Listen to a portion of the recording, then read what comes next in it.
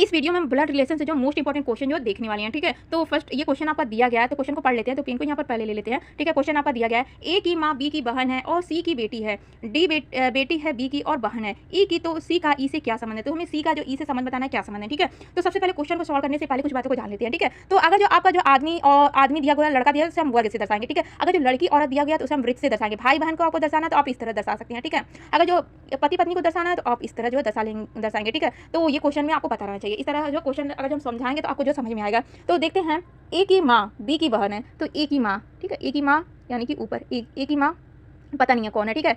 ए की माँ जो है बी की बहन है, ठीक है, बी की बहन है, तो बहन को हमें इस तरह दर्शाना है, ठीक है, बहन है। और सी की बेटी है, तो ये क्या है, सी की जो है बेटी है, ठीक है, सी की बेटी है। डी बेटी है बी की, तो ये जो है डी जो है बेटी है किसकी, बी की है, ठीक है।